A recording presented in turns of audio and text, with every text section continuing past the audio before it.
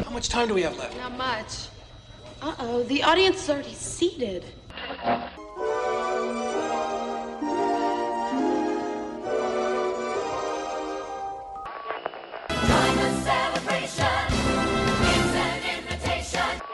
Little orange bird, in the sunshine tree. Featured today at the Metropolis Science Center is the greatest invention of all time, a time machine. Come celebrate again all the wonder and joy, the laughter and delight that is so much a part of our tradition here in Walt Disney World's Magic Kingdom. Come with us. When you wish upon a star. WDW Radio, your information station. Hello, my friend, and welcome to the WDW Radio Show, your Walt Disney World information station. I am your host, Lou Mongello, and this is show number 629, and together, this and every week, we'll celebrate the magic of the Disney parks, movies, and more as we go from the parks to the screens and everything in between here on the podcast, my weekly live video on Facebook every Wednesday at 7:30 p.m. Eastern, community, books, audio tours, blog, and more. Please be sure to subscribe to the podcast and find everything else at WDWRadio.com. So this week, we're going to look at our top 10 nighttime experiences at Walt Disney World and share 10 or more things you can and should do at night to have a better Walt Disney World day and night in the parks and resorts. I'll then have the answer to our last Walt Disney World trivia question of the week, and I'll pose a new challenge for your chance to win a new Disney prize package. Then stay tuned to the end of the show for updates, your voicemails, and more. So sit back, relax, and enjoy this week's episode of the WDW Radio Show.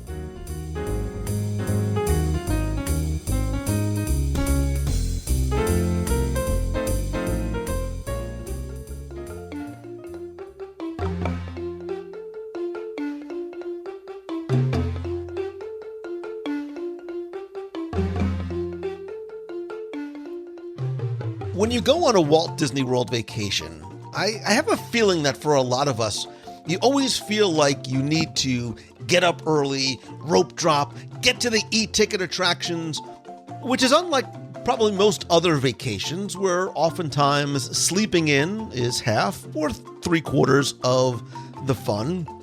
Me, however, I'm a night owl. Like, I love sunset. I think that is my favorite time of day as it begins to drift into the night and there's this golden glow in the sky and over buildings and water. And I think in Walt Disney World, the parks and the resorts and so many other areas really come to life at night. And going back to show number 104, back in February of 2009, we talked about top 10 things in Walt Disney World that are better at night. But this week, we're going to do something a little bit different because we're going to look at our overall top 10 nighttime experiences in Walt Disney World. Things you can and should do at night in order to have a better Walt Disney World experience, as opposed to the old show, which was merely, attractions that are better at night, etc. And joining me once again is a man who loves the nightlife. He's got to boogie, if you get that reference. Like the song says, the freaks really come out at night. And with that, I want to welcome back my good friend, Mr. Tim Foster from GuideToTheMagic.com and Celebrations Magazine. Welcome back. Well, thanks, buddy. I was with you till the freaks come out at night. So you get the I love the nightlife. I got to boogie. Yeah. Yes, and I was actually going to say the only thing missing was you fully breaking out in song. As tempted as I am, I'm almost ready to start singing Houdini's "The Freaks Come Out at Night." The freaks come out at night, but either way. Because the discos don't open till after dark, and it's after 12 when the party really starts. Listen, I didn't get out much as a child. It doesn't matter. Hey, I got night fever. I'm ready to go. Night fever. I look, you're going to get me to sing, and I don't want to do it. I'm trying my best. So I really, and it's funny because we're recording this the day after I was live for last night's Wednesday night WDW Radio live show from Epcot, and recording this in April, and the sun sets later, and as I was walking through and going live, I really just found myself taking in the sunset as it transitions into the evening. And I think there are so many reasons to enjoy the parks at night, right? It's not as blazingly hot in the middle of the afternoon. The crowds start dying down. And I think that there are a lot of experiences that are not only better, but I think can only really happy against that backdrop of the dark night sky. So I am one of these people that maybe would get up early for rope drop, maybe take a little break in the afternoon, and really come back and enjoy the parks in the evening. Now, I know, Tim, you prefer to, be asleep usually by 7:30, 8 o'clock, but are you more of a morning time in the park person, or are you somebody like me that really does enjoy what the parks have to offer in the evening? No, I'm a night person. I have heard tales of this mythical rope drop that people speak of, but I've never witnessed it personally. Because next time you come down, my friend, guess what? You're going to make me get up early. I'm going to make you get up early. Right. I want to be there for your friend. And again, right now, rope drop is a little bit different, but that's okay. Sure. But I think there's something special about rope drop, especially if you remember back in Magic Kingdom, where you would stand in front of the train station and the characters would come in and the mayor and the citizens would be there. There is something special about that experience. But I think on the opposite side of the coin, there's also something very special about bookending it at the very end of the night. And we'll talk about that too as we go through our list of favorite nighttime experiences. And I want to know, and let's get right into the list. Let's go right with your first. And again, tell me either the first thing that came to mind or one of the ones that is a personal favorite. Well, you know what? This one falls into both categories. This is the first thing I thought of. And it's one of my personal favorites. It's a simple thing. And I will preface this by saying I was kind of torn between talking about some of the extravagant things you can do, which I know we're going to get to. Hopefully you'll get to. And then just the little small things you can do that don't cost anything, but they're extra, but a way to enjoy the nighttime of Walt Disney World. This first one was definitely in that. And this was just experiencing. I was trying to think of which land, which attraction, which part of the parks I do like best at night. Per the last show we did way back when, this more falls into what's very different at night than it is during the day. And my first stop took me to Adventureland, because to me, the Adventureland is one of the lands in the Magic Kingdom and all of Walt Disney World that changes the most once the sun goes down. And I like to experience with the 1-2 punch of taking a ride on the Jungle Cruise at night, which is vastly different at night. It becomes spooky and scary somehow, not unlike the Haunted Mansion, for example, especially if there's a light drizzle. But then after that, I'm people might think me weird for this one. I love walking through the Swiss Family Treehouse at night. And between the two of those, you just get the feeling, even though you're still in the heart of the Magic Kingdom, surrounded by thousands of your closest friends, not very far away, you do really feel like you're far, far away off in the distant jungles in a faraway land, especially when you're up at the top of the treehouse and you can hear the music of Adventureland echoing from below. But nobody else is up there with you because it's the Swiss Family Treehouse and it's night. People have better things to do. But that was the first thing that came to mind, because I just love the whole entirely new, different ambiance that Adventureland takes on that night. I am with Dole Whip in hand, by the way. You just stop talking, man, because you're making me want to hug you more and more, because I love everything about that, not the least of which is that you did not lead with a go with me here.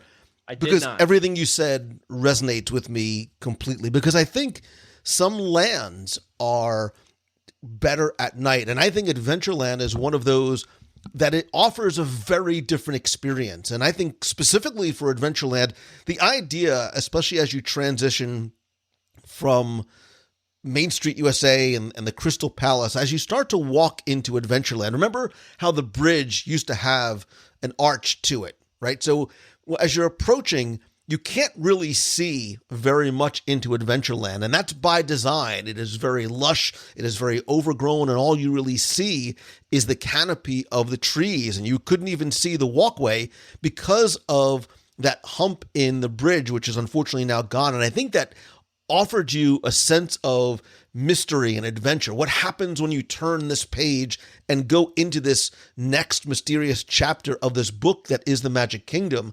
And I think at night, it's even more so pronounced, with the lanterns being lit. The music almost seems like it is louder and more mysterious. And I agree. I think that the treehouse is not just an attraction that's better at night, but very different at night. I think it does offer a little bit more of mystery to it. And the views that you get from the top as you earn your way to get up there are even better. And then just slowly wandering through Adventureland and tiki torches and all the sounds, I'm with you 1,000%. Oh yeah. So as you were talking about that, I'm quickly looking through my list, and I was trying to decide, because I really just sort of brain dump when I think about these things. And what was the thing that came to me first?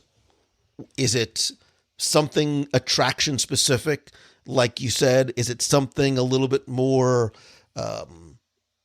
general, just to the park? And I'm gonna go with something that I thought about again last night as I was very, very slowly making my way out of Epcot through Future World to my car, because I found myself stopping over and over again to take in these small moments, and more importantly, to capture those moments. And I think that one of the top nighttime experiences in Walt Disney World is nighttime photography. And before you listening dismisses that, saying, well, I'm not a photographer, there are now no skills, trust me, I know from personal experience, no skills or special requirements in terms of equipment anymore. And actually, if you go back to show number 339, we did an entire show about Disney Photography 101, tips and tricks to get some great photographs in Disney using only the equipment you already have. And as I was thinking about the parks, I really do think they take, each one individually takes on a very different life to them at night. So Magic Kingdom, each land is different. I love, transitioning. I love there's something simple and calm about Liberty Square, and there's something ominous, even more so, about the Haunted Mansion in the corner. I love the lights on some of the attractions that I won't name specifically because I think I want to touch on those later. I think Epcot, right, even though now it's in this transition phase, Future World lights up with such a variety of colors, and we know that that's going to continue to grow and evolve. Spaceship Earth with the pylons and the lights that around the perimeter of that entrance plaza is gorgeous. And whether you're walking through Future World or World Showcase or any of the parks, there is so much to capture, not just in the faces of family and friends, but in the landscape, the architecture, the water elements, and the fountains, the colors. And we now are equipped with the devices that we have in the palms of our hands to not just capture memories, but really afford us the opportunity to flex our creative muscles, however small and weak they might be. Like, I am not a photographer, but I love taking pictures, and the technology in our hands and the instructions that are out there in terms of helping us frame and compose a photo, and exposure and effects that are built right into the camera app itself really allows you, especially at night. Now, nighttime photography used to be much more difficult with earlier iterations of the phone. Now, especially if you have a device like a 12 Pro with the multiple cameras and the lighting effects, you can catch gorgeous shots. You don't need a tripod to be able to capture a long exposure at night. And, I'm going to really date myself. You don't need film anymore. So it doesn't matter. You have to really if you have 36 shots, you used to have to be very careful about, but now you can take thousands and go home and have fun going through them. And now we can share them in galleries online and social media. And I think nighttime photography sometimes is an attraction if that is something that you enjoy, whether it is for yourself to share with others, to just have as memories or put on a digital frame or whatever it might be. And it's really, over time, Tim, something that I have found that I look forward to doing, not just for the immediate share onto social, but I love the creative aspect and element. And there are so many incredibly talented creatives that are out there that are sharing photography tips on pick your social media platform of choice for free. So the barrier for entry is low/non-existent. It's fine. So two thoughts immediately come to mind. So when did the WDW Radio show debut? Like what year was that? I know I should know. This is just for the benefit of the audience. So my very first podcast was in early spring of 2005. 2005. Lou, I think this is really dating you. I think you could have said remember film in 2005 and that would have dated you. Right. So I'm just saying. So, yeah, the funny thing, I have this on my list. This is on my list. And I was comforted in knowing I can hold this one back a little bit because I know Lou's not going to say that. There's no way. And sorry. Right out of the gate. You said that. I'll just add a little bit to that, but you said everything perfectly. Same exact thing. One thing I liked, and I found myself, I was going to mention Spaceship Earth. You said that, but the Tower of Terror is another attraction that's really cool. The cool thing about it, and I had this experience last time I was there, is if you go right before dusk, sun's still up, at a given attraction, and mine happened to be at the Tower of Terror, and you have camera in hand, again, whether you're a pro, an amateur, shutterbug, whatever you are, watching the Tower of Terror in particular change as it starts, sky starts to get a little purple, gets darker and darker, and then obviously to the middle of the night, depending how long you stay there.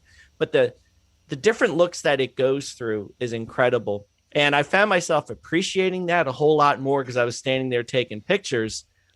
Like ordinarily, you walking by, you might not notice that that transition, which could take an hour or two, depending on what time of year it is and all that sort of thing.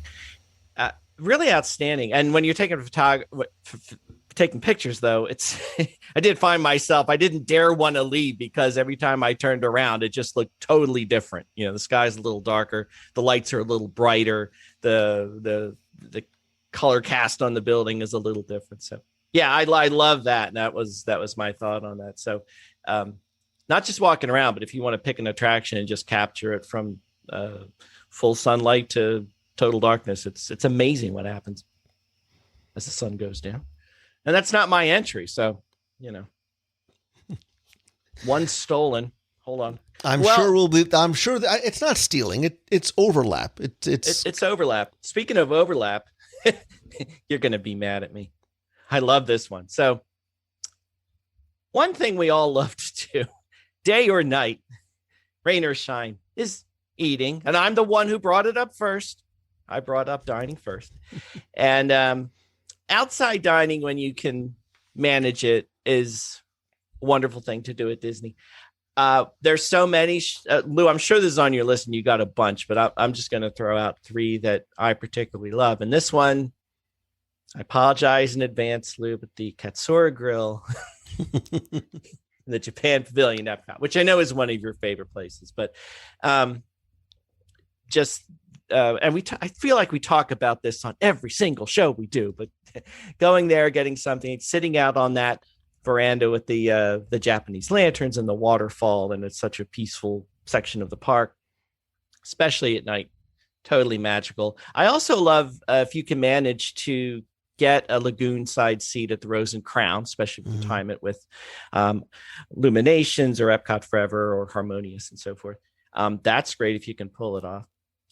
One thing I did this a few times and it's great too, which most people might not think of, is the Gasparilla Grill over at the Grand Floridian.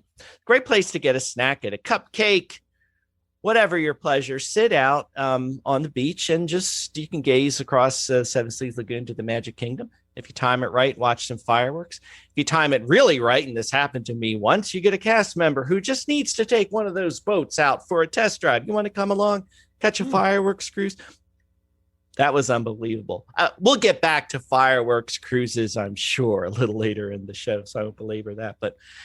But really, anywhere you can eat outside. I didn't even touch Disney Springs because that's your home, Lou. But I'm going to kind of open this up to you because there's so many places you could pick to eat outside, whether it's a meal or a snack or what have you.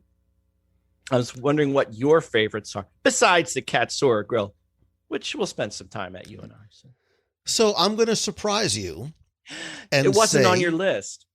Well, I was going to start listing some of my favorite restaurants with outdoor nighttime, outdoor seating that's better at night.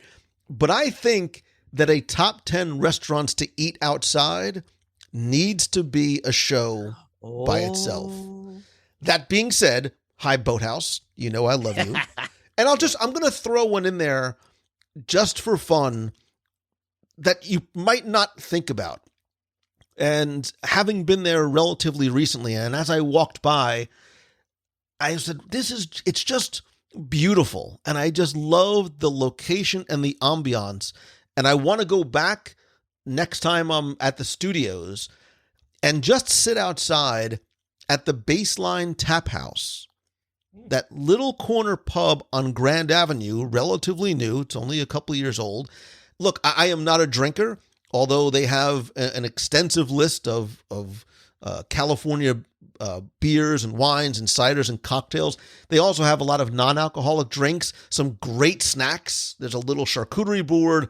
There's a pretzel. But the appeal and the draw of this is this little terrace outside. It's lined and almost canopied with trees, and it has strings of popcorn lights that, as they come up at dusk and sunset, really just look beautiful, really in the evenings. And sitting there and just watching the world go by and looking out over Grand Avenue and the entrance to Galaxy's Edge and over at Star Tours and hearing that cacophony of different sounds, it is a nice way to end your day at Hollywood Studios and just sort of let time pass by a little bit as you lead towards your exit at the end of the night, which is actually, I'll get to that next. But I think we need to do a top 10 restaurants to eat outside, and I think some of the appeal is going to be some of those restaurants that are worth going to in the evening because of the views, etc. Done. I'll just warn you, I'm going to need a lot of research. So I'm here for you. I'm a giver. Right. Thank you, brother. I am a giver. I will use that as a transition to one of the things that is on my list. And we're talking about top 10 nighttime experiences. And I think a lot of times if you hear that, or if as you listener heard that, says, well, they're going to list places and specific things to do. And I want to sort of shift that a little bit, because I think one of the best nighttime experiences is not a thing to check off a list, but it's a way to approach your days and, more importantly, your evenings at the park. And what I really want to do is have you concentrate on the last 2 hours or so of your day in the park, and almost your last 2 hours from closing time back. So if Epcot is closing at 9, that time from 7 to 9 can really be the best part of your day and evening. Why? Because you have to remember, a lot of times the crowds will be at their lowest point of the day. So if you are hoping to ride an attraction, especially one of the e-tickets, more than once, this is the time to do it. When character interactions come back, this is the perfect time to do it, because it's not normally what is in people's minds in terms of things that they're saving for the end of the day. Obviously, some of the attractions that we've talked about that are better at night, whether it's Big Thunder Mountain, the People Mover, some of the other ones that we might be talking about too, and the idea that if you want to ride some of the attractions that are more difficult or have longer lines throughout the day, those last 2 hours, those last 20 minutes are the times to go. And if you want to try and get one of those e-ticket attractions again, wait till the very end of the night, right? Wait until 10 minutes before park closes to get in line. Not only do you get a quote unquote last ride of the night, but you get shorter lines. And when you come off the attraction, and as the crowds have really started to dissipate, and then you make your way out, you almost start getting that feeling of having the park to yourself. I'll extend this advice to not just attractions, but dining. Try to remember, snack throughout the day, keep your blood sugar levels and carb levels up, but make the latest reservation for dinner that you can. I've done this a number of times, sometimes deliberately, sometimes just because it was all that I could get. But walking out of a place like Takumi Te or Skipper Canteen, after the park has closed and you step out into a literal empty World Showcase promenade, where it is you and your dining companions, a scattered array of very few cast members, maybe one or two other guests, or walking out of Magic Kingdom that way, there's no other word to use other than magical, because you feel like not only have you had this wonderful meal, but you have the park to yourself. And you can, please make your way to the exits, don't dawdle, but you can take that leisurely stroll out, and it's almost like you feel like, as part of your dinner package, you've paid to have this park to yourself. And I think that is the best way to punctuate your day in the parks. Plus, you don't have to worry about the crowds. And whether, as an extension of that extension, even if you don't have a late reservation, when the park closes, don't rush to the exit with every single other guest. After your last ride, after your last snack, whatever it might be, after watching the Kiss Goodnight, whatever, when it comes back to the castle, slow down, right? Take some of those. I'll go back to taking photos. Take some of those photos to get shots that you would never be able to get otherwise. That empty Main Street USA, that completely empty Future World or Sunset Boulevard or Hollywood Boulevard shop. And yes, you might sort of get a very gentle reminder to keep moving, but you'll see the cast members are also very helpful, very respectful, very understanding, and want to help you have those magical moments and magical memories. And you'll also notice too, Tim, that not only do you feel like that park is yours and you get to say goodnight or goodbye if that is your last night, but the music seems louder right? Because there's no more that gentle hum of the crowds or screaming children in their strollers who are exhausted on their way out, but or me or Tim and crying. But the parks are so quiet, and I think the empty parks at night are when they are at their most beautiful. That's one of my. I hesitated putting this on my list only because I've said this so many times. One of my favorite things to do, exactly what you said at World Showcase, and not even if you have a dinner reservation, like you said, but after back when I would do it, back with Illuminations when that would end, to hang out, like especially if you're in the back, if you're in American Adventure, Japan, that area. Like you said, don't be in a rush to follow everybody out. Even if you sit and relax, give it 5-10 minutes. It's surprising how quick the crowds leave. And yeah, wandering around through World Showcase is my favorite place to do. You can go back into the pavilions, even though the stores are closed and the restaurants are still serving, but not open for you to go eat.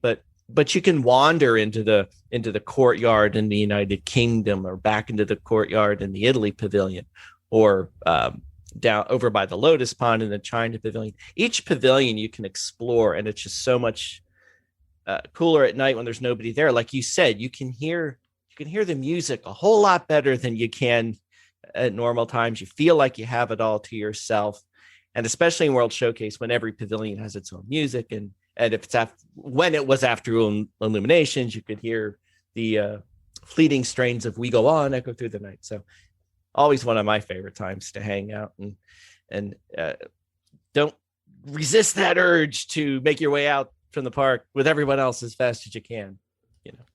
We're gonna do that next time you come down too. There you go. See, and along those lines, this kind of would go into my next one. So. I feel like no discussion of evening at Walt Disney World is complete without fireworks, of course. But obviously seeing the fireworks is if we're going to do something at night, we're going to watch the fireworks. Of course, we're going to watch the fireworks. But my little tips that I'd want to share, of course, your go-to for Magic Kingdom fireworks is hang out on Main Street with everybody else, shoulder to shoulder. We're all singing Kumbaya. We're hugging. We're crying. We're laughing. If you're at Epcot watching the evening show, whether it was Illuminations or what's coming into future, to stake out that spot along the lagoon for an hour, look at that funnel cake stand, knowing you don't dare go over because you'll lose your spot, that kind of thing. But what I actually like to do is to find those out of the way places you can go to watch the fireworks in relative privacy with not a lot of people around, a place you don't really have to stake out way ahead of time, a place where you can even get a snack, sit down in a nice spot and watch it. And some of my favorites in Epcot and World Showcase in particular, I love going back into the pavilions. Don't be in such a rush to be on the fence. I love hanging out in the back of the Japan pavilion. It's surprising how not so far you have to go back before you're away from the crowds. And all of a sudden you feel like you have it to yourself. I remember the Germany pavilion was another place. Standing on the steps of Canada with your best friends, eating candy from the mercantile shop and watching Illuminations. Over in the Magic Kingdom, I like the walkway right in front of the Starlight Cafe. There's usually not too many people there. You have to pick your spots in the Magic Kingdom lest you be behind a tree that you didn't realize was in the way. But Tomorrowland's actually a pretty good spot to see the fireworks. Back in New Fantasyland too. Once you get back from the castle and just wander back to the area by Gaston's Tavern. Very cool. Not many people back there. You have a great view. The castle's not in front of you like it would be, but still great places to watch. And again, not have many people around you, kind of have the park to yourself and be able to see the fireworks in a whole different way. Even if you've seen them before, this is a great way to see them again and get a new appreciation of them and maybe see them a little better because you're not worrying about the crowds around you and hearing everybody else. And watching out. Not so much happens these days anymore, but you don't have to worry about the dad with the video camera with the big light that he thinks he has to have on to get the fireworks. And even though he doesn't have to do that, thankfully that doesn't happen so much anymore, but you know what I'm talking about. Well, I'll append one of mine to yours because I think, and forgive me if I'm taking 1 week. If so, we can just continue on with it. But I think in addition to the fireworks displays, something that has been added over the last few years that are making the park icons even more iconic have not just been the fireworks spectaculars, obviously the castle, the holiday lights, but the icon projection shows on, not just the castle, but the Chinese theater, Disney's Animal Kingdom on the Tree of Life. It's absolutely beautiful, that Tree of Life awakening show, and the fact that it feels like that tree is literally coming to life. The same thing, Tim. It is something all of a sudden that is, you don't have to specifically add it to your itinerary for the day because of how long it goes on, but it's something that you, in the back of your mind, should make sure that you do, because there is a show element to it. And yes, you can walk by it and still appreciate it, but when you stop and watch these inanimate buildings wake up, especially in something like the Tree of Life, I mean, there is an awakening of those animals, and you see the doe and the hummingbird and the fox and all these. It is this incredible spectacle that happens with nothing but projections. And I think to your point about appreciating the fireworks show, and I think what we know is coming too. We know that more is going to be coming, especially for the 50th anniversary, when we see things like Spaceship Earth getting this incredible new lighting that is being installed now, and we're getting a little sense of it by seeing some of that concept art. That only gets me more excited for what we might possibly see, because it's going to be the magic of possibility, what we're going to see in Epcot when this happens later on this year. Yeah, it's going to be great. I actually had the Tree of Life on my list later, but I'll mention it kind of along lines of the Jungle Cruise and the Swiss Family Treehouse, that nice little 1-2 punch that you can do in the Magic Kingdom. That was one I kind of discovered in the Animal Kingdom, going to Pandora. And this is a cool thing you can do. And I think we did this a couple of nights, whether you're going on Flight of Passage or not, being in Pandora at night, just to be there at night. That's a destination. I would say if you're going to visit any, we could actually vote on this.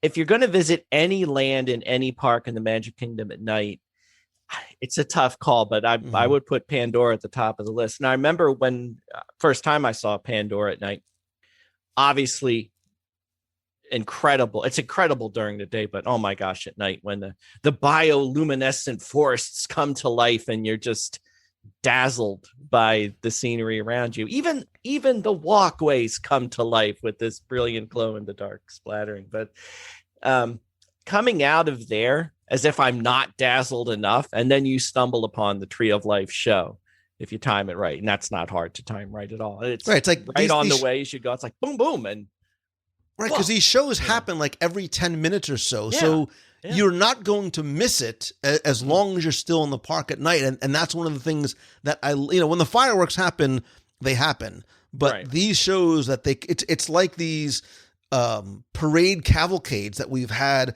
as a result of COVID. Again, opportunity from adversity. These things happen every 10 minutes, so you don't have to worry about missing them or missing something else in order to experience it. It's it was funny because I didn't know that was happening. So when we were visiting Pandora and we came out and why is everybody looking over in that direction? And then you see it. So, and actually one thing I'll touch on really, really quick. It's, this is a tough one because the whole definition of this point is the stuff you can't plan for. And that was, for me, that was one of them, because that was an unexpected surprise as we came out of Pandora. But there's so many little touches in all the parks that come out at night that they're not shows, they're not on the schedule, they're nothing at time. And you mentioned some, but Epcot has, I'm used to the ones at Epcot that I grew up with, like the fiber optic lights just appearing as the sun goes down in the walkways around Future World. The cast members coming out and with a mop and a broom, and all of a sudden they're painting pictures of characters in water on the ground in front of your eyes. And like you said, how every building and every tree and every plant, like, it becomes illuminated and just takes on a whole new appearance during the day. But a lot of stuff happens that you just stumble upon, and holy smokes, that's really cool. So. And I want to just make a quick note or point, as we've gone through probably already more than 10 in our as our top 10s are wont to do. Note, Tim, that everything that we have said so far has no additional cost associated with it. It's That's not right. Something you need to buy, something you need to register for, something that you need to spend money to do. There are things that are just present in the experience if you make sure that you carve out and allot time to do them. And that's one of the things that I love too, is there are so many, when you go to Walt Disney World, that's why we keep coming and coming back and moving here, because you can visit the same park 100 times and have 100 different experiences because of the lenses you are using, your internal lens that you're using in terms of the reason why you're going, the things that you want to focus on and do. I love it. I love the way you said that. Yeah, it's all free. There are a couple. I have bookmarked a couple things you can pay for, but I honestly haven't done them. So I feel remiss talking about them. But depending on what you have on your list, I'll treat you to one next time you're here.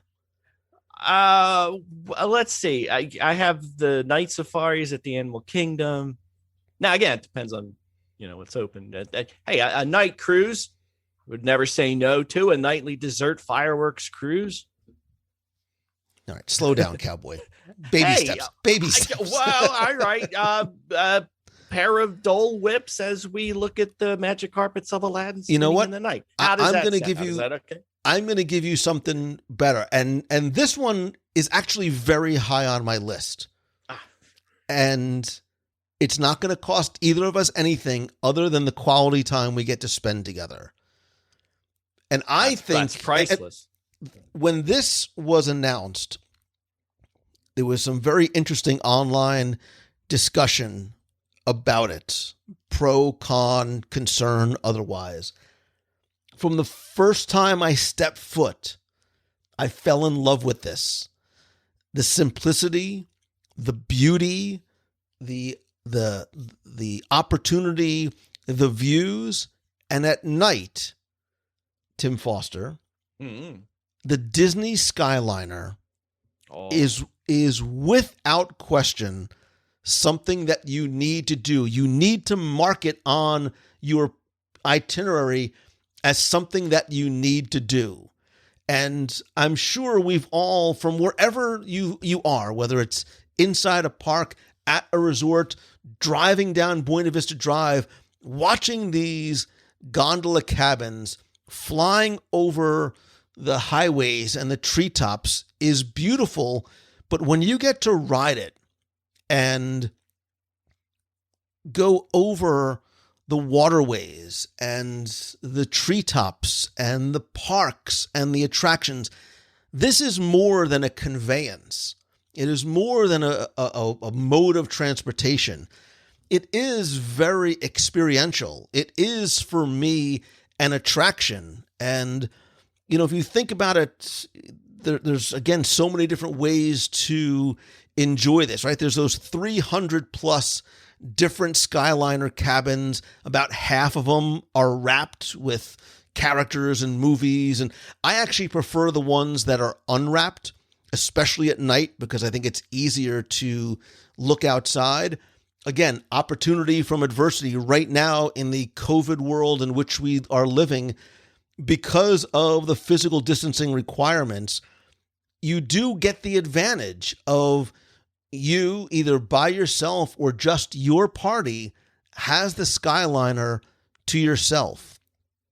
And riding it at night when it's silent, save for your conversation or an occasional announcement, you have this beautiful, quiet, serene, bird's eye view of the studios and the resort hotels and the Riviera and coming in when you come across the waterway to Art of Animation and Pop Century, or whether you're using it to get from a park to your resort or wherever. Look, east, west, north, and south, all roads lead to Disney's Caribbean Beach Resort. Yes. But I do. I am absolutely enamored with the Skyliner, and even more so at night. And I think you also get a new appreciation, not just of the resorts. Look, I think the Skyliner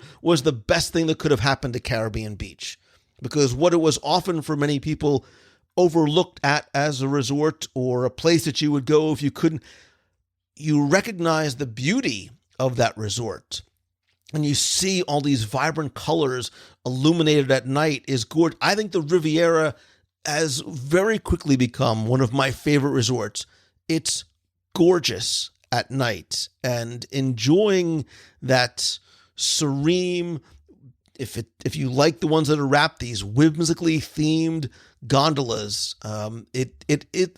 even if I'm not staying there, I have gone on occasion to ride the Skyliner for the sake of riding the Skyliner. And there's nothing better than riding at sunset and at night.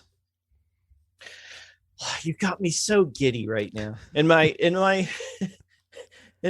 seclusion of isolation here in my little corner of Pennsylvania, so much stuff I'm looking forward to. That's definitely one of them, is the Skyliner.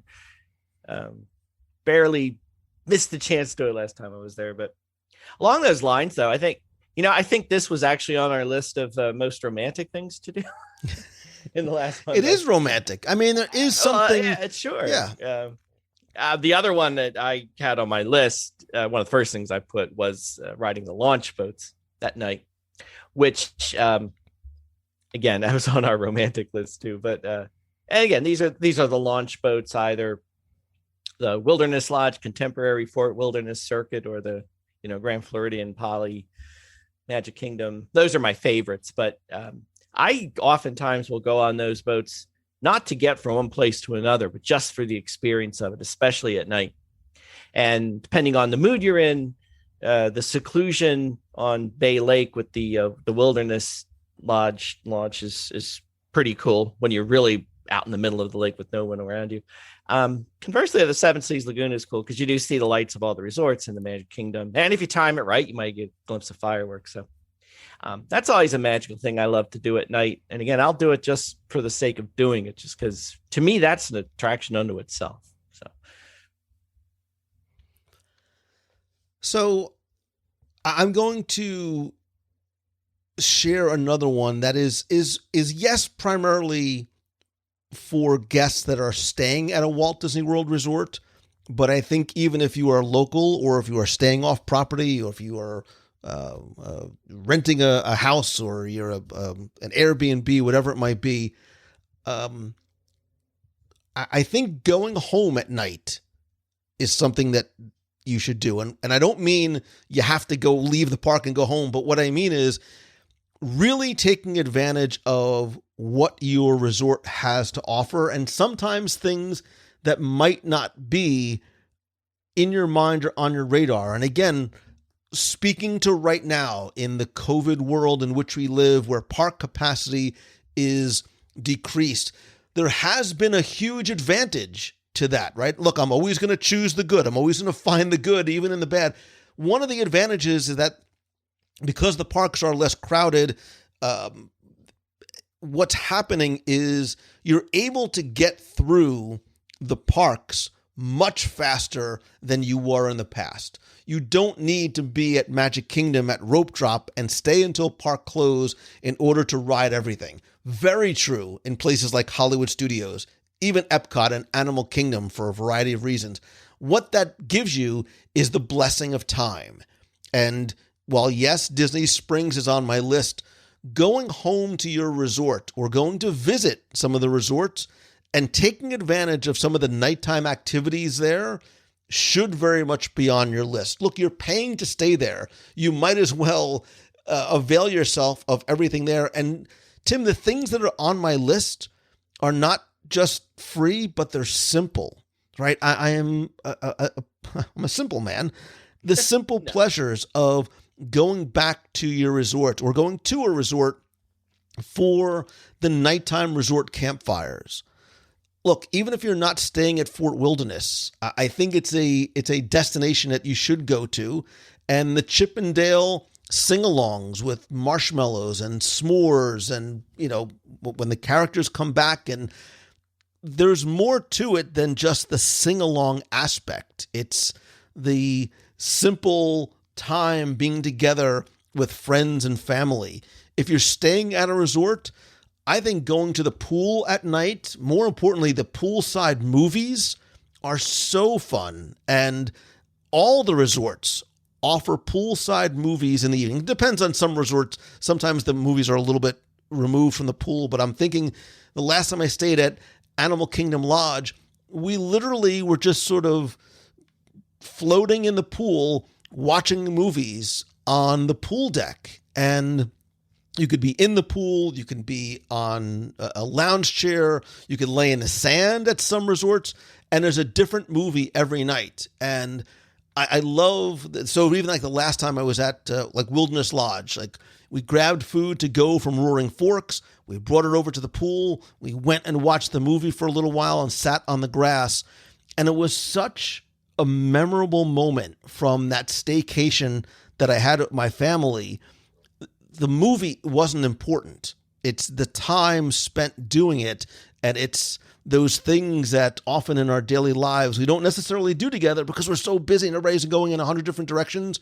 But being able to enjoy and appreciate and take advantage of all your resort has to offer at night should be something that you think about and plan for. You made me think of a couple things right off the top of my head when you said that. And that's a great one. Speaking of Roaring Forks, how about grabbing that all-in-one bar? I still remember the one I got, or that cupcake, the cookie, the snack. Heading down the dock and catching. You didn't plan for it, but there it is, the electrical water pageant. Yep. Very cool. That's for me anyway.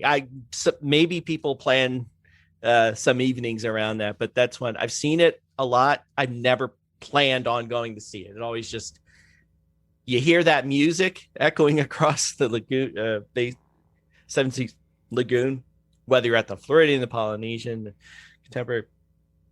Oh yes, it's that time. And we wander down, cookie in hand, if you planned it right, and get to watch some of the electrical water pageant, which is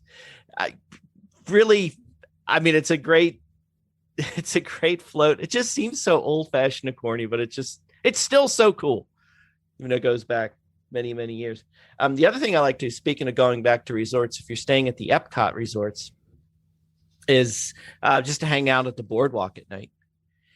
And depending on what you do, it's free. You can go get food if you want to, but I like walking around, just getting at night. The boardwalk takes on that carnival boardwalk ambiance, and you can play carnival games and get food, like I mentioned, but you can also, when they're there, see the entertainers come out, and they just randomly show up, set up shop by virtue of circling a rope on the ground. And then you got, a magician, a juggler. I remember a juggler who was catching little basketballs in a hoop that he was tossing 5 stories up in the air, or I exaggerate, at the boardwalk inn, and the people in the balcony staying in the room trying to catch the little basketballs. But it's so much fun. And it's usually, again, for me, it's kind of an impromptu thing. If I'm coming back to my resort from Epcot, like instead of going right in and heading to bed, like hang out the boardwalk and take in some entertainment, have some food. It's a good time too. So yeah, again, like when you get home and heading to your resort, that's those are two things that came to mind. I will add parenthetically, I once asked my daughter what her favorite thing to do, what her favorite nighttime memories were. Oddly enough, one of hers was, and I say this because I feel some people out there are going to go, wait, I felt the same way. That's so weird. She always remembers being on the bus back, when it would be crowded and everybody's coming back and the lights are out and all the kids are starting to fall asleep, even though they got their light up spinners still going. Then you get to that resort and that light comes on, boom. For some reason, my daughter cherishes that memory. That's like an awesome Disney memory for her. I don't know why, but when she said it, I went, you know what? In a weird way, that's kind of cool too. So it's funny the things, especially kids, hang on to. Right. I have memories of going with my parents, and I cannot understand why this memory of walking with my dad in Tomorrowland in 1976. And I know the year because I had this red, white, and blue Mickey Mouse. I don't know why that has stuck with me. And it's interesting, the memories that our kids or your nephews or your friends' kids carry with them from what might seem like this very sort of throwaway moment. Right. It's like, look, it's like the kid playing with the box at Christmas. You want them to focus on the one thing, and it's something else that they love and remember. Yeah. You never know. And like I said, I'm sure a bunch of people out there are like, me too. I thought I was the only one. So, and I love that you mentioned the water pageant. I had it on my list too, because there is something about not just this. I think it's still the longest running Disney experience on property, but it's that simple pleasure that whether you've enjoyed the pageant or you just love some of the music that you recognize, like from Main Street Electrical Parade and the soundtrack. And there's something beautiful in the simplicity of that. Yeah. And it's kind of weird. I'm not sure how to say this, as you like, especially if you're at your resort and you see it. How do I say this? Like if you're at I don't know, you're the Contemporary and you look out your window and you see it, but it's a weird little thing that, again, you don't plan for, you don't revolve your day around it, but it just kind of wraps everything together. Like one moment you're back in your room, your day's over, and then you see that and it's like, now we're still in Disney magic here. It's everywhere. It's everywhere you turn. There it is on the lake in front of me. And who knew that was going to happen? So it's always pretty cool when that happens. So how many more, if any, do you have on your list? I might be wrapped up pretty good. So I believe it might be honorable mention time or your number one. Well, I wanted to mention Disney Springs, and I know I'm sort of stating the obvious, but I do love the fact that fifth gate, which is how I view it, especially as a local, it really takes on new life at night with not just the lighting, but or even the background music, but the live music, the dance parties, the musicians. And as you sort of walk through, much like there are audible transitions between Main Street and Adventureland and Frontierland, there are these audible transitions as you move from the marketplace to West Side, and you'll hear, jazz music on one side. You'll hear something that is a little bit more modern as you approach, the stage by Boathouse. The restaurants take on a different life, and because of the lighting, I think the entire area does. And unlike those many years of Pleasure Island when it was very adult specific, there is something for everybody in every age range in Disney Springs, and it is why it is the place that my family and I visit more than any of the other parks. Like, that's not an exaggeration, and it's not just for Boathouse and funky chicken sandwiches, but even just to go and walk around. And there is so much entertainment that is free just by walking around and visiting.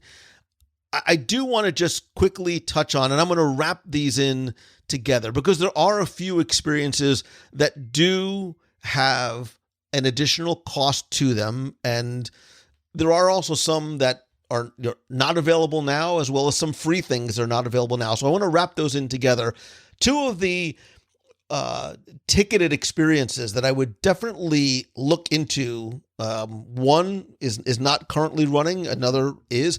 The first is the Starlight Safari at Disney's Animal Kingdom Lodge. This is this wonderful nighttime safari tour, very, very different than what you get on Kilimanjaro Safari. And it's in complete darkness, but you are given these night vision goggles and you sort of feel like you're going through this African game reserve through the savannas that is guided and narrated. It departs, I think, about 10 o'clock at night. It's only up to 10 guests and is $70 per person. I know that a portion of the tour price is donated to Disney's Wildlife Conservation Fund. I also believe that there is Disney Vacation Club and annual pass holder discounts as well. It is a very, very cool learning opportunity experience for adults and kids. And because the group is so small, it feels very intimate. And I know I've had friends who've gone and their party of four has been the only group that was there. So you really feel like it is just for you. And again, that currently is not running, but hopefully will be back soon. I would also want to mention, would you, as long as I'm singing songs from the 70s, Fifth Dimension, I'm looking at you, would you like to ride in my beautiful balloon? I'm singing it in my head, but I'm trying not to say it. This was on our list of top 10 romantic things to do. I love the Characters in Flight balloon in Disney Springs, and it's even more beautiful, I think, at night. Watch, especially if you can time it right. I think, again, going back to dusk, sunset is beautiful, and being able to see views 10 miles in every direction is really, really nice. And again, it's like $15 for kids, $20 for adults. I do believe there are discounts for there as well. Going to Disney Springs, making that part of your evening is something else to think about too. And just, again, things that are not here but are coming back. The concerts in Epcot are in World Showcase at the America Gardens Theater have always been such an important part of the festivals when they come back, and I know that they will. Enjoying those at night is a great way to spend an evening and sort of just sit back and relax and enjoy music from, current years or from your childhood. Same thing with hard ticketed events, whether it's the Halloween party, the Christmas party, Night of Joy, some of the other special events that take place. Most of them are happening at night, and it does make them special, a little, dare I say, a little bit magical, and it's something that I always looking forward to every year. So if you've never done one of the hard ticket events at night, I would definitely suggest adding it to your list. Disney Villains After Hours. Disney, have you ever done that, or are you too scared? Yes, no. I actually, last time we were there, we were fortunate if we did that. It was incredible. The evening revolved around my daughter's quest for the Hades hot dog at Casey's with the black bun and it was fantastic. So yeah. And look, we didn't even talk about the attractions. There are a lot of attractions that are better at night. Again, I suggest going back to show number 104, although that was from February 2009. I'm sure there's attractions that we would add, like Mine Train, to that list. I would even say, I would dare to say, Cali River Rapids, right? Going to Cali River Rapids, make that your last ride of the night, especially if you know you're going to get soaked and don't want to walk around in soggy shoes. It's a fun, especially if you are a kid at heart or have young kids, ride Cali at the end of the night. Who cares if you're soaked? Go back to your resort, get changed, go get a snack, watch a movie, have a late dinner, go get some, bread service at Sanaa, whatever it might be. But the lighting around Cali at night is very, very, very cool. And the fact that you can't see what's coming up ahead next adds a little bit more, again, like Adventureland, mystery and sort of adventure and suspense to it. And you don't have to worry about, walking around the entire day being completely soaked. So if you've never done it before, I challenge you to ride Cali River Rapids at night. Oh, a challenge. All right. Challenge. I'm challenging That's you, like Timmy you. Foster. That's like you throwing a bathtub of water at my head while I got my eyes closed and I don't know what's coming. I got you. I'm feeling. But I think, Tim, I want to hear from you. What is your favorite nighttime experience at Walt Disney World? What did we miss? What did we not put on our hopefully comprehensive and extensive list of 10-ish things that we love and suggest that you do in Walt Disney World? I want to hear from you. I don't want you just, answering this in your mind. There's a few different ways. One, by being part of the conversation and, more importantly, the community by joining our group on Facebook. It is the WDW Radio Clubhouse. It is a fun, family-friendly, I promise you, drama-free, very, very welcoming community of friends. You can visit it by going to wdwradio.com/clubhouse. I will post this question there.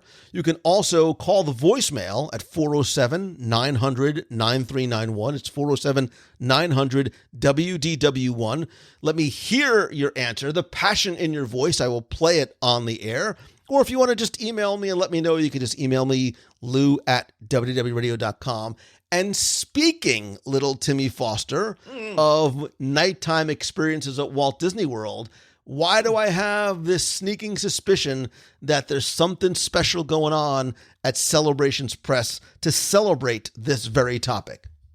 Oh, it's funny we're talking about nighttime, Lou, because as at Celebrations, we're working on our summer issue. We're back in print for those of you who haven't heard the great news, but we're celebrating. We have a collector's book that we put out, Nighttime Memories of Walt Disney World. And it's just filled with beautiful photographs of all those nighttime experiences we actually miss now. Illuminations, the Osborne Family Lights, Main Street Electrical Parade, Wishes.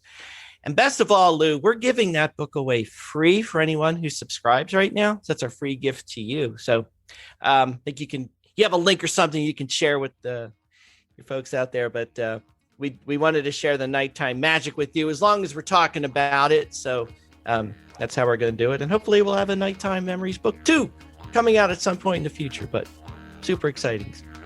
Awesome. And I'm going to link in the show notes at wdwradio.com directly to where you can find that, or you can just go to celebrationspress.com. And we would love to also hear from you if you have a suggestion for a top 10 that you would like to hear on the show. Again, just email me, lou@wdwradio.com, and we will definitely add it to the list. Timmy Foster, speaking of things to add to the list, my list of things that we need to do on your next trip down to Walt Disney World is growing, as is my love for you and how much I miss you, and looking forward to when you get down. And by popular demand, we're going to get you while you're down here on a Wednesday night live show. Yes. Oh, that'd be awesome. That'd be great. I would love that. So I am looking forward to it, as I always do, as well as our next in our continuing series of top 10s. Tim, we've been doing this a long time, man, and I continue to not just love doing them with you, but appreciating your help and your friendship and your always so very intriguing entries onto the list. I try. I appreciate that. I love every time. You're a good man, Charlie Brown. Thanks, bro.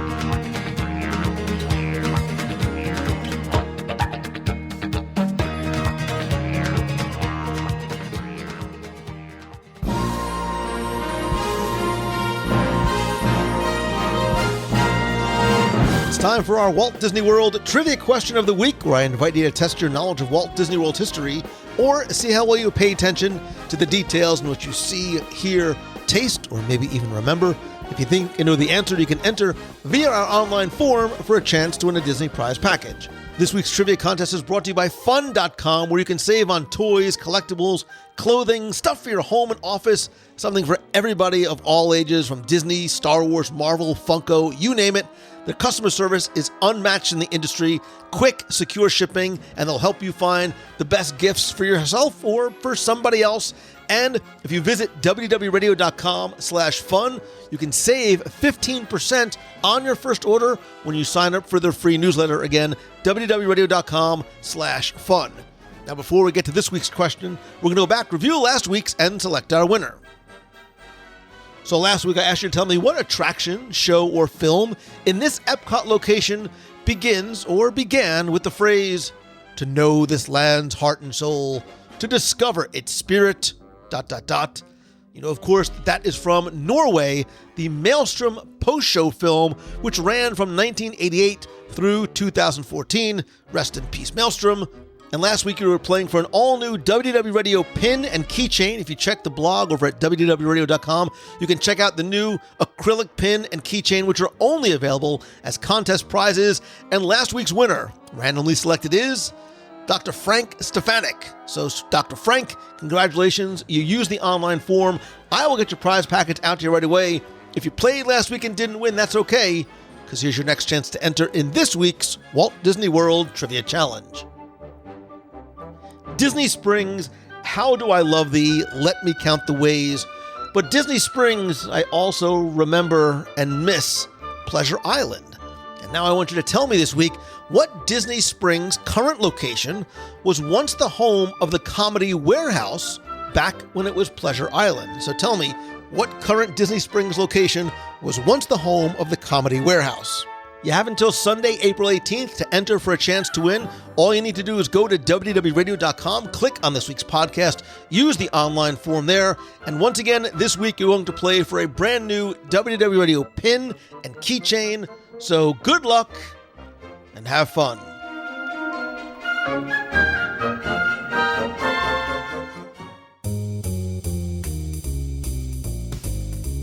That's going to do it for this week's show. Thank you so much for taking the time to tune in this and every week. Don't forget to be part of the community and conversation by joining the WDW Radio Clubhouse. That's our group on Facebook at WDWRadio.com/clubhouse. There you can answer our question of the week, which is your favorite thing to do at night in Walt Disney World. Plus, there's plenty of other conversations going on, and start your own about anything Disney, Marvel, and Star Wars. You can also connect with me other places on social. I'm at Lou Mongello on Twitter, Instagram, Facebook, LinkedIn, and Pinterest. And don't forget to like the WDW Radio page at facebook.com/WDW Radio. If you have a question you want me to answer on the air, you can email me, lou@WDWRadio.com, or call the voicemail at 407-900-9391. That's 407-900-WDW1 with a comment about this week's show, or answer to our question of the week, or just a hello from the parks.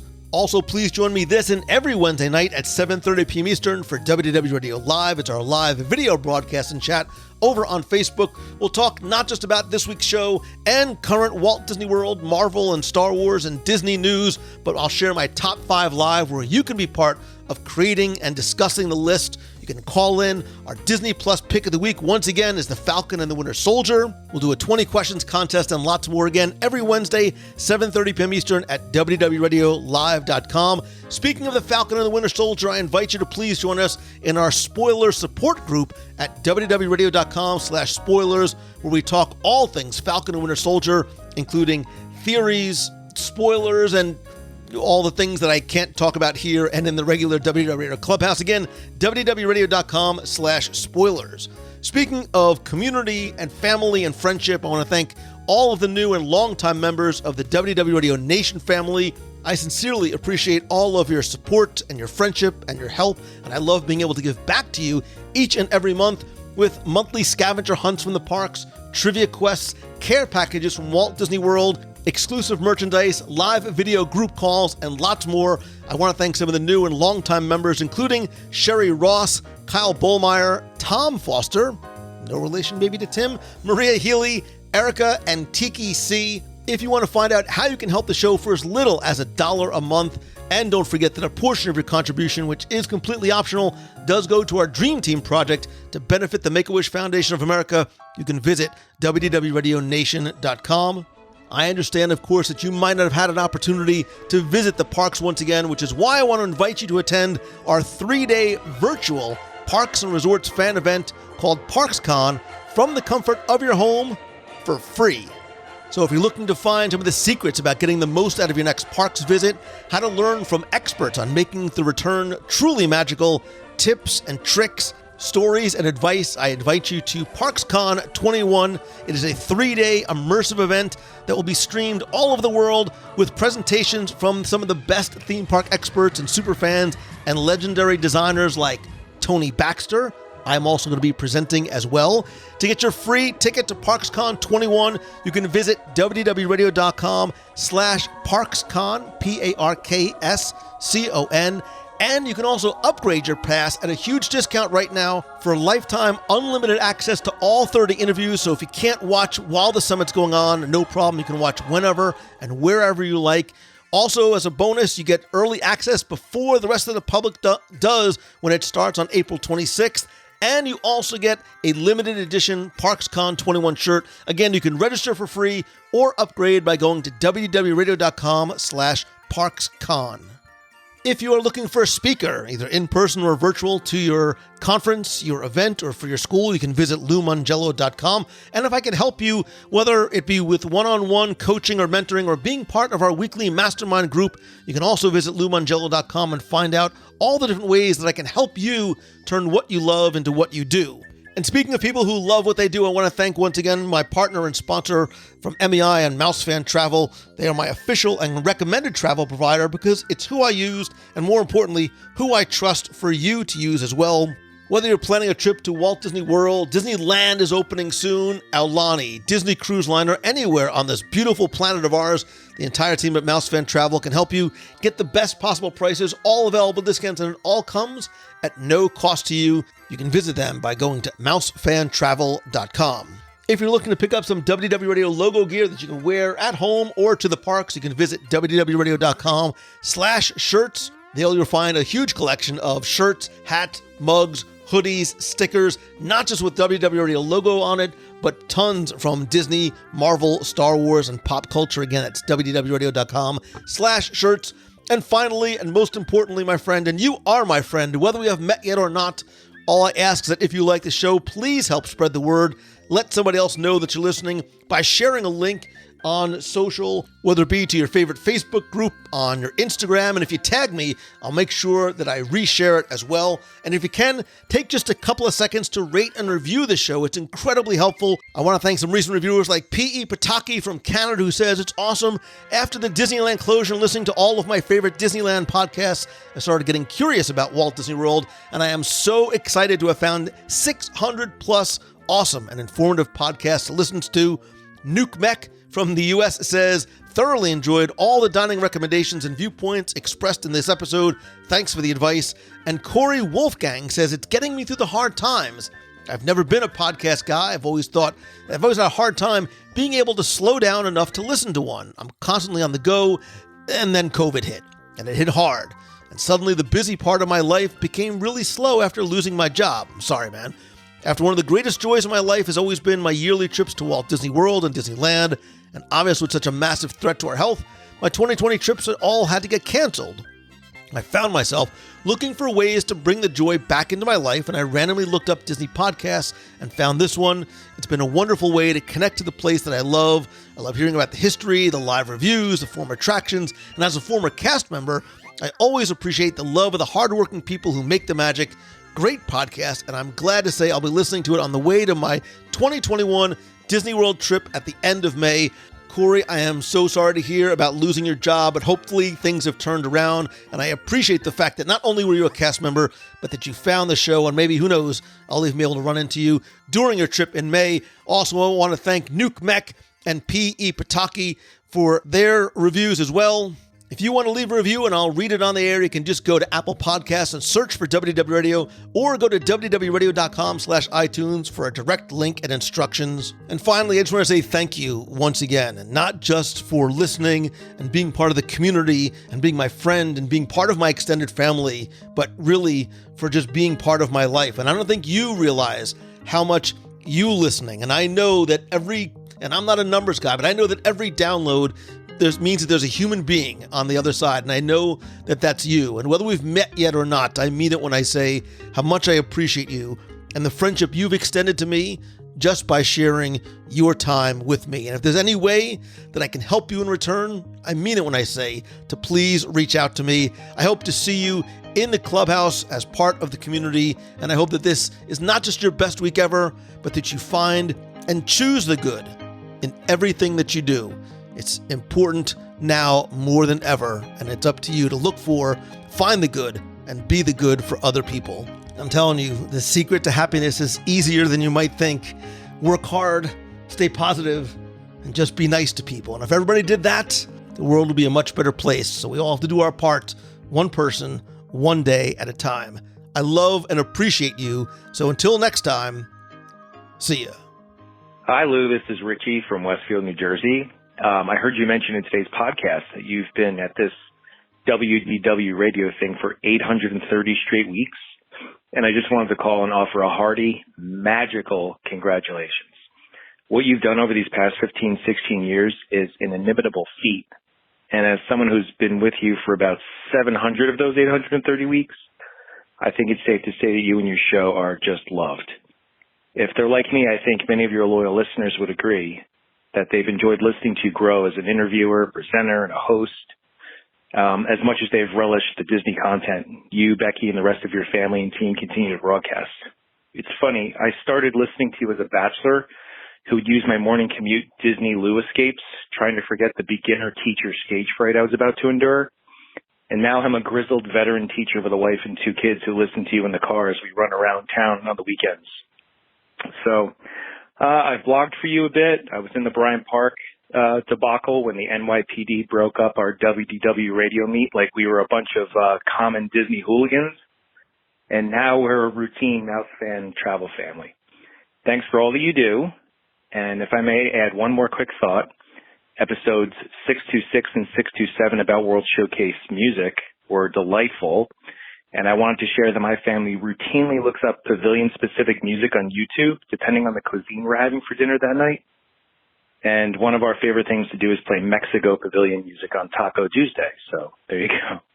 Keep up the great work, Lou. We love you.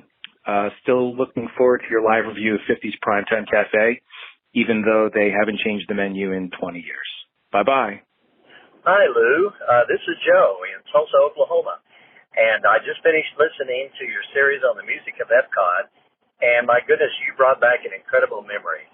We were there in 2000 for the big celebration. My son was 4, and it was so emotional when you were talking about the parade and how they like to interact, especially with children.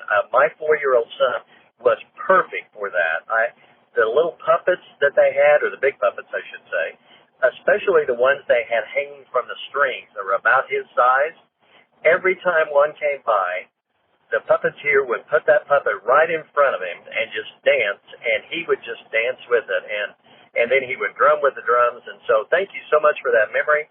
I've got to go back and dig up the pictures now, and I just wanted to call you and let you know that I appreciate you telling us about that and reminding us, and I really wish I could see that parade once again, but I'll dig up those pictures and those memories. Thanks, Lou. Bye-bye.